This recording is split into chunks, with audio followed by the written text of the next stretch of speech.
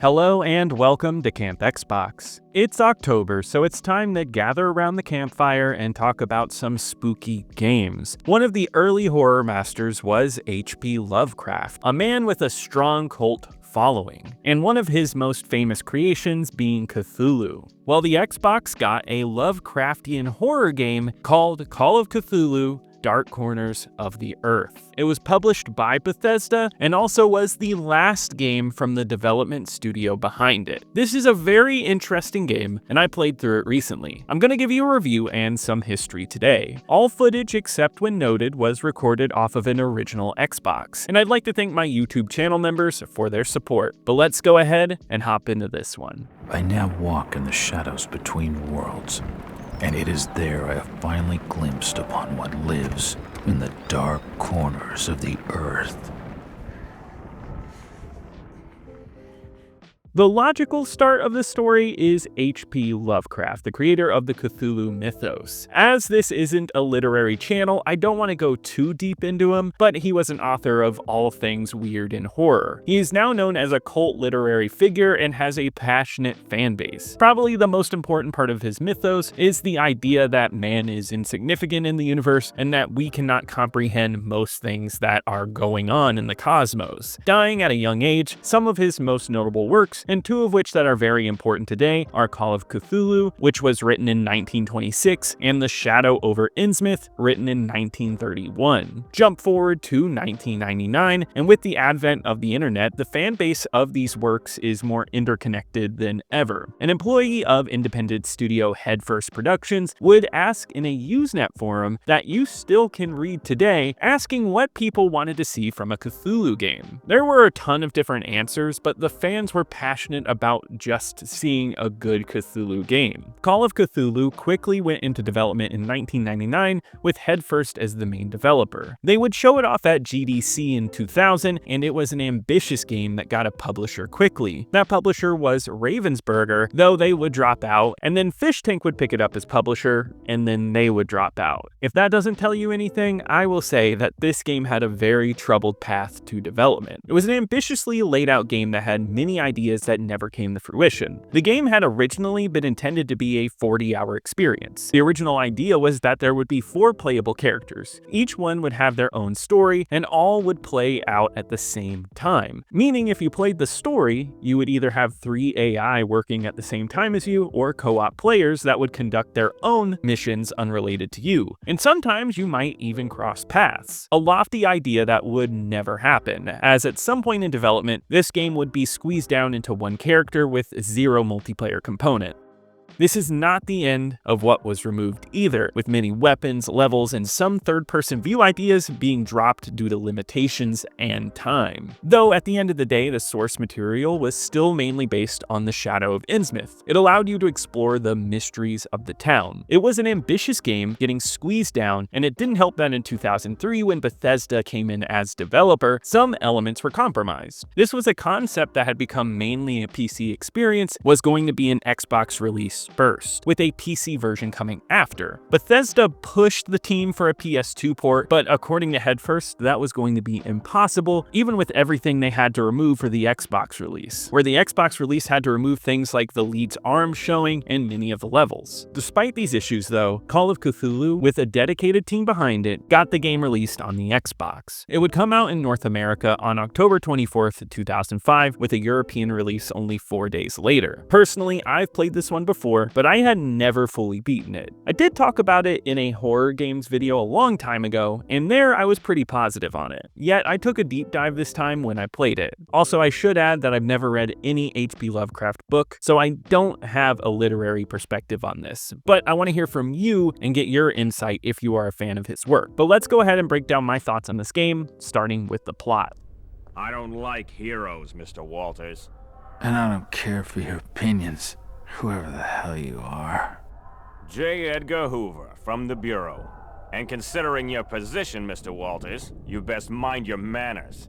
Now, what was your business in Innsmouth? The setup for Dark Corners of the Earth is genuinely something fresh and interesting in the context of the Xbox's library. Starting out in 1915, which is already an interesting date for a video game, you play as Detective Jack Walters, and after a run-in with a cult, you go insane. Something that will last with you for the rest of the game. You get out, but it's your second personality that lives a separate life. You will return to your original personality, and you're back to being a detective, despite not knowing what happened to you for the past 6 years of your life. This is all a prelude, by the way, and before we get into the main plot, I have to say I really love this intro. From what I know about Lovecraft, it's about the dread of being tiny in the universe. The fact that this cult summoned something beyond comprehension and it broke the lead's mind is exactly what I want to see. It sets up a great mystery too, as you don't see this second life go on. You go from chapter 1 with the cult and then into the detective's reappearance, settling you into the weirdness of his life and his attempts to grasp at reality. Part of this is taking on the case of a missing person in the town of Innsmouth. Once you arrive in town, things get intensely weird. People speak like fish, no one wants you there, and you hear whisperings of a cult in town. The intro of this game plays out like an adventure mystery. You pick up journals and you question folks. It's linear, but laid out in a fun, investigative way. This is the highlight of the game. The plot is meant for this explorative mystery. There's a tension with the townsfolk, and the way the world is revealed through journals is fun. This is when the game is most creepy, and I feel this is when the characters make the most sense. What I mean by this is that the main character feels grounded in a weird world. This is for the first few hours, yet as you move on, the game takes on an odd change. J. Edgar Hoover shows up, voiced by Sonic himself, Ryan Drummond, and you become somewhat of an honorary member of the FBI, forced into taking out the cult that lies under Innsmouth. The mystery is stripped away, as are the journals that go missing at some point in the game. It takes a more action-oriented approach, filled with large shooting sections, turrets, and army raids. That mysterious detective charm almost goes missing. The writing is still fun, yet a bit cheesy. I had a good time, and I think there is a certain mood here, but that shift away from a detective story is a miss for this game. I'm not sure if they were scared to stick with an adventure game atmosphere, so they wanted to make something like a big action flick. But it creates a plot that tonally falls flat and leads to an ending that isn't satisfying. Overall, the plot works in some ways, but doesn't in others. It's a messy second half that forgets the horror and mystery of the original detective story set up here, and with such a strong start, it makes it more noticeable how weak it ends up being. It's almost ambitious in what it's trying, especially with the amount of dialogue here, yet it just doesn't stay great the entire experience.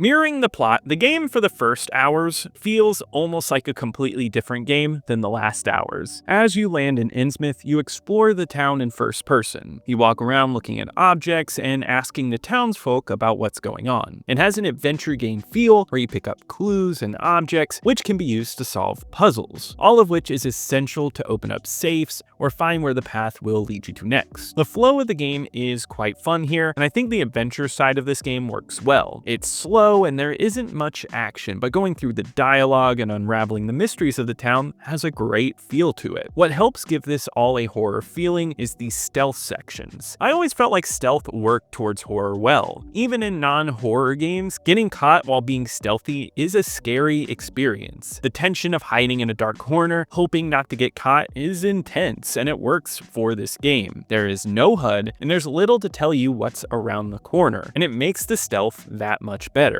It's simple, it's just you hiding in shadows, and you get a mode where you can hide easier and lean around corners, and it's well done. The intro has a lot of these moments, and once again, works well with the tension and mood. Now, I am saying the intro is great, but it's certainly not perfect. This game implements a sanity system, where the longer you look at horrifying imagery like dead bodies, the more you lose your grip on reality. Stare at a body for too long, and you start to see things. Yet, what this game mostly does is it messes with your vision. I think the idea of a game-changing visual effect is an interesting one, like what was done in Eternal Darkness for the GameCube. But here it's more headache-inducing than scary. There are sections where it gets some kind of funky effect, yet mostly you get blurred vision. Your eyesight will go in and out of focus, and it's miserable. I get it's not supposed to be great to look at, but this will last way longer than it has any right to, and the constant shifting just hurts, and it's not scary. It also makes sections extremely tedious. You're scared of heights in this game, and instead of doing an interesting visual of maybe the height looking taller than it actually is, your vision just blurs up. So you just have to sit and wait for your vision to unblur to see where you're even going. Instead of being an interesting feature, it serves just to be frustrating. Yet once again, there is ambition in this idea that I do appreciate, but it doesn't stick the landing. Yet I was willing to stick with it because the stealth mechanics and world building were great, and I do like the idea of losing sanity in a game. Yet much like the plot,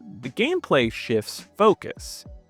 Dark Corners of the Earth, at one point, gives you an arsenal of guns. Not just one pistol, you get a Tommy gun, a shotgun, and plenty of ammo. Not taking any notes from other survival horror games, which usually have a lack of ammo, here you'll never run out of it. Once you get guns, stealth becomes obsolete and you can just blast away at your enemies, and with that, any amount of horror or investigative work jumps out the window. I don't think this necessarily makes the game bad. Some other horror games handle it well, where you start off with horror and you get stronger. And the plot here still remains fun. I even think that if the gameplay was good, I wouldn't harp on it as much as I would now, but to put it plainly, the shooting adds nothing to this game. Aiming and shooting are basic and bland. The reactions from all enemies being shot is absolutely nothing. It's just a few shots and they fall over, and you can wipe out every enemy in certain sections with ease. There is no difficulty with it, and they do try to add some difficulty here. The healing system is neat. Whenever you get hurt, it's going to be on certain sections of your body, and you choose which parts of your body you want to heal up. The idea being that you want to try and fix the parts that hurt the worst. Yet that only works if there's a low supply of healing items, but this game gives you plenty to heal with, so it loses tension on that front. That's the major issue. The shooting removes that stealth tension and mystery, so all we're left with is bland shooting gallery sections, which when you come off such a strong start for a game, it comes out disappointing. It may sound like I hate this game, but genuinely, I don't hate this game. There's still some great moments in the last half, and that mainly comes from the puzzles. There's a mansion you explore at the end of the game where you have to decipher the Book of Dagon to move past some certain doors. It's puzzling and has a great sequence of events to keep the flow of the puzzle intriguing. Same with the jewel that powers a light in a maze to see where you need to go. Neither are hard puzzles, but I still found them to be engaging and fun. In those moments, the mood of the game settles in, and there's a giant boss fight at the end of the game on a boat where you feel powerless and you have to try and beat this boss, and I think that tension works well. Even with an overall poor change in genre, the game still manages to work, and it's one that I remained committed to seeing to the end because it brought something interesting. On the Xbox, there's nothing quite like this game, and that's a great thing to say. I like a good mystery puzzle adventure, so in those ways it's effective. I feel like the development team was adept at the mystery parts in this game, but couldn't stick the landing when it came to the action, leading to a game with a lot going for it, but the gameplay wasn't keeping up with the ideas.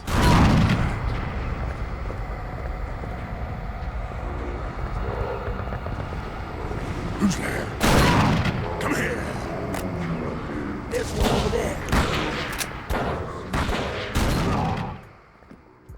Coming in at the tail end of the Xbox's lifespan, Dark Corners of the Earth is a great looking game on the console. Though it does not support widescreen or 720p, it still comes in with some nice graphics and dark lighting. The most noticeable thing you've seen in this video up to this point is probably the light levels in this game. This game is substantially dark. Many things are obscured by blackness and it's hard to see, though I personally didn't think it was an issue, as this is the point of this game. It makes certain lighting stand out, where certain light objects only let you see just enough. It's how you can imagine a backwater town from the 1920s feeling, barely lit at night by lanterns. The lighting helps make the mood and the world comes together. Innsmouth itself is well designed with great buildings to explore with awesome details. It all comes together clearly, and you explore quite a few different locations, from warehouses to icy lakes, to help keep the variety going. There isn't a ton of variety in terms of people, all looking like a hybrid of fish and man. but I like that. It continues this unsettling mood of running into disgusting looking freaks everywhere you go. Visually, this game works all together, and unlike some other elements, it never misses a beat or falls apart here. When you get into the end of the game where you see more of the cult, I'd even say it excels. Getting to see all that old school Lovecraftian art and characters is awesome. The only visual touch I hate is the previously mentioned blurry moments. They are headache inducing and make the game a chore to play sometimes. I also don't love the film grain over the cutscenes. It's going for a 1920s look with that heavy silent film grain, but the filter obscures more than it adds anything. The design of the game already sells the age, so this added filter only for dialogue scenes is unnecessary, and the long-winded dialogue scenes, it's distracting. Though I will admit, I think this point is more of a nitpick. To add on, this game is backwards compatible on the 360 if you want to play it on there. It's also on PC, and I own it on Steam. I played a little bit of it, I didn't beat it, and gameplay-wise it felt very similar, just on mouse and keyboard. I never experienced a crash, but supposedly it is a buggy mess. However, it does have patches you can download to fix that. The biggest difference I experienced while playing was the visuals. It is in widescreen and looks clearer. It's not as jagged and everything comes through nicely, though this might be surprising. I like the look of the Xbox version better. Even if I turn down the brightness, the darkness on the PC version isn't there. The town of Innsmouth and other areas come in bright, and it made me realize the Xbox version is so dark probably due to limitations, but I thought it fit the mood better. Innsmouth was downright creepy in that pure darkness, but it's so clean even on low brightness on PC that the mood just isn't replicated. I know some might not agree on this point, so looking at the visuals on screen now, if you like these better, if you want to see the game a little more clearly, I would say you'd prefer the PC version, but I like the darker Xbox version personally.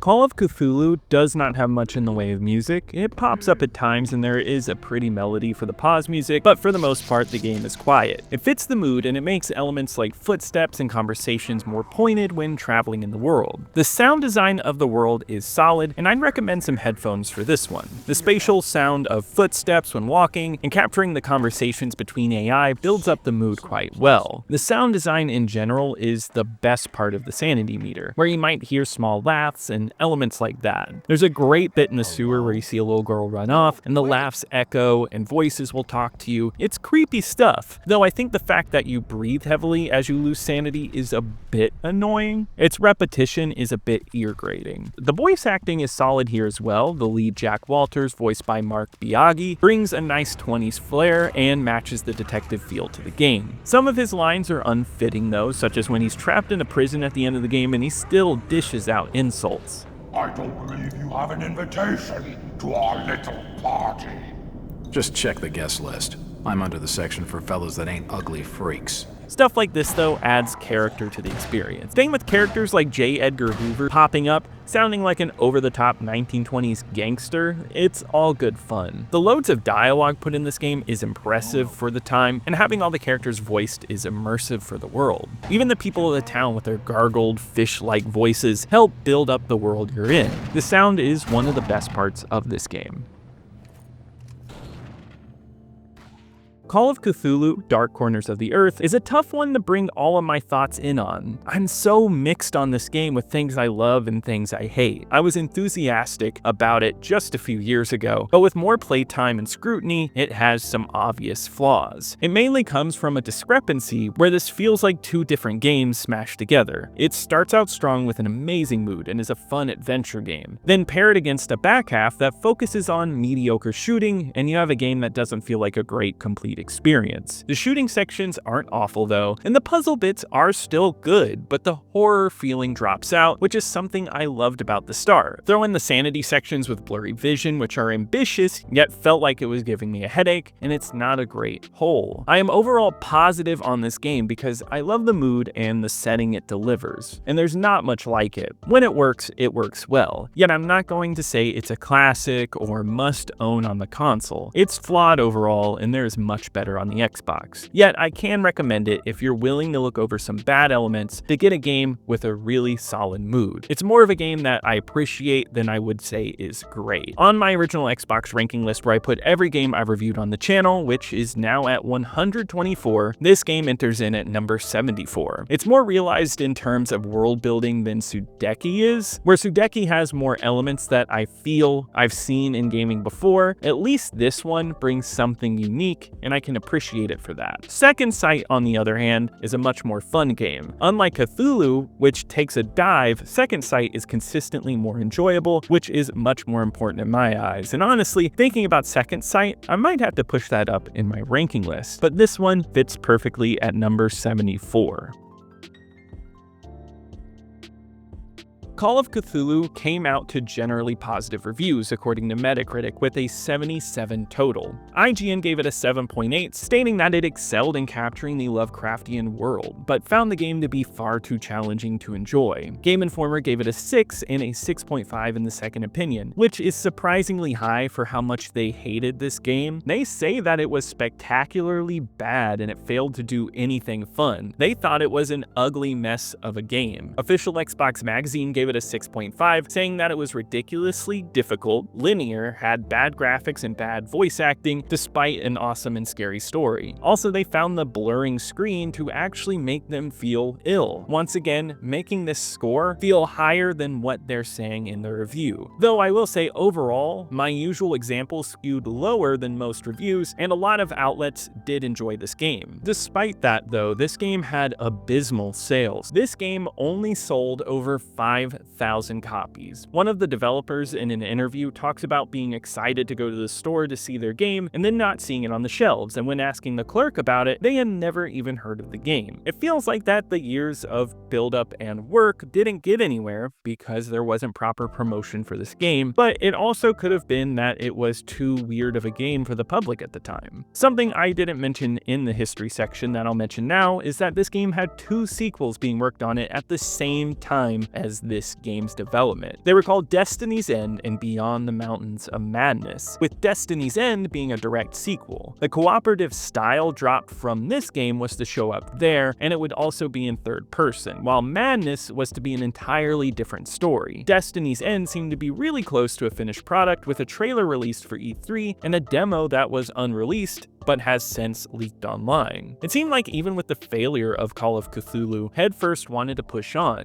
yet they had issues financially with the publisher, Bethesda, and after such a loss on the game, they couldn't handle it anymore and had to liquidate and let go of many of their staff members, and eventually they dismantled in 2006. The PC port did come out in March of 2006, which supposedly was done through unpaid labor just to get the game out. It's a sad story because though the game had issues, it's one I think could have improved, and I would have loved to have seen where it would have gone. Nowadays though, this game has risen in status. I see it in a lot of Xbox hidden gem articles and videos, and I know many horror fans love it. There are some who hate it though, and there's some like me who have passion for it but also see the flaws. You can see all of this reflected on Backlogged, where it holds a 3.3 average with over 1,000 plays. You see high praise for this game, lows, and everything in between in the reviews. Yet I see more of a positive lean to it, which I'm happy that this game years later has found an audience. And since horror has been more popular than ever, this game has rocketed up in price on eBay, and that price continues to rise up to this day. So let me know how you feel about this one, or if it looked interesting to you if you've never played it. I'd love to hear from you. Everybody's opinion is important. And leave a like for this review if you enjoyed it. Subscribe to keep up with more retro Xbox content, and check out my second channel, Camp Extras, for more gaming content. And I want to give a huge shout out to my YouTube channel members. Thank you so much for your support. You really help out the channel, and I'll see you here next time at Camp Xbox.